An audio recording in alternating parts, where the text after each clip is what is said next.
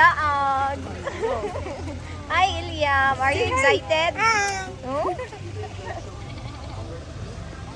Bird show.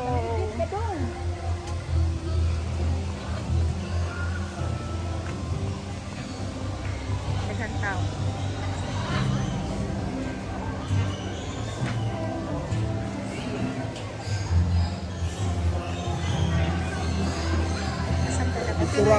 Just sit back, relax, and enjoy the show. Thank you.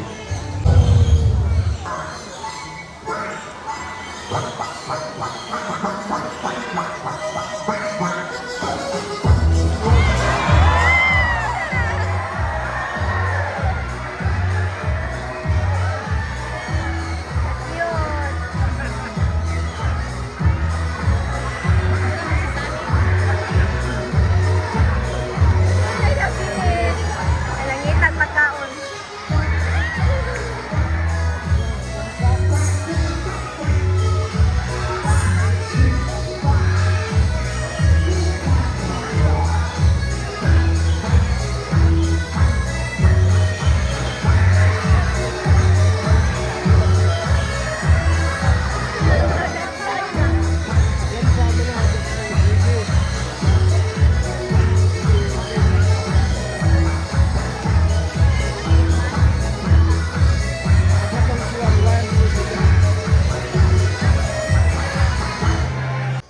Introducing our host for today, Mr. Dustin.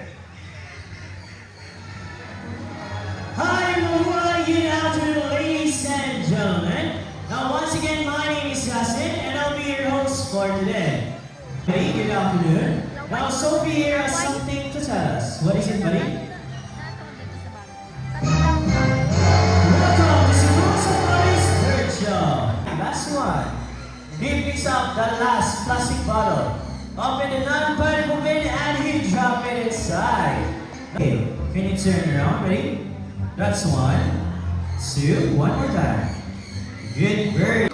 It becomes quite normal to them, meaning if they are surrounded by many people, they will accept many people. Now their main diet, it consists of fruits, palm fruits. Macaw ranked as the third largest parrot globally.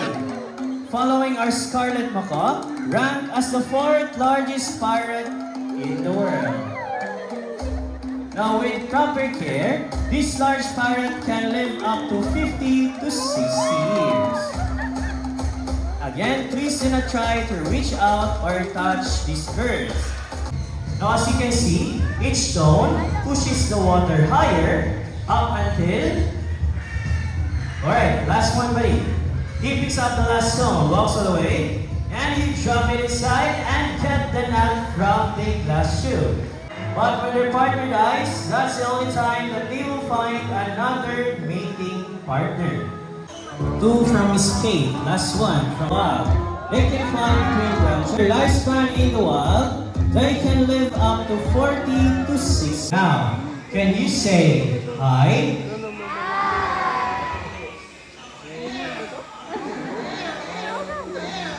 Now, yellow-crowned Amazon parrots are one of the most commonly kept Amazon species due to their excellent talking ability and playful nature. That's right. These types of birds are great at mimicking everyday sounds like a rooster, a cat, a dog, a telephone ring, or even a whistle.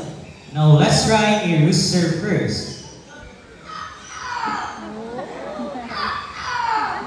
How about cat? Now, for the next one, it is Rudy's favorite animal sound, the sound of a dog. Now, Rudy, can you bark?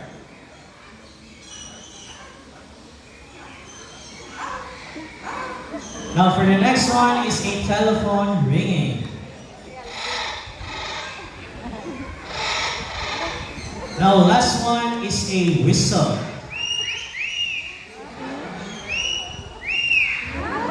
Great job, Maris. Now, Lani and Rudy here love to sing. Is it true, Miss Donna? Yes, they love to sing, but before they sing, they need to do what all singers do. They have to warm up first. Alright, now let's do the warm-up.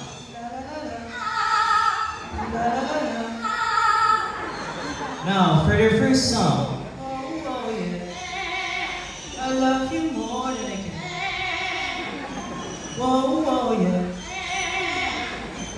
love you more than I can. Now, before we proceed to our last song, let me ask first, who's celebrating their birthdays today? Or within this month of May? Just raise your hand. Right now, happy birthday to all the birthday celebrants. No worries. We have a lot of celebrants here. What will you do next?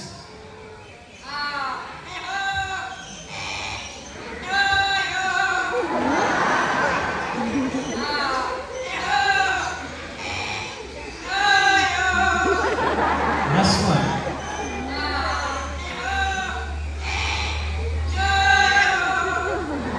Now see how talented parrots are? They can mimic sound so well because their brains are super smart.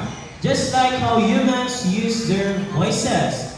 So a round of applause to our mimicking birds here named Lani and Rudy. Pakistan. Now they're locally known here in the Philippines as Banog in Bisaya and Lawi in Tagalog.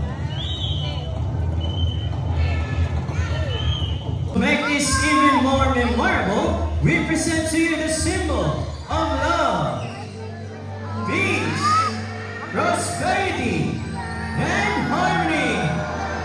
Now, usually my name is Lassie. We hope you enjoy the show. Thank you so much.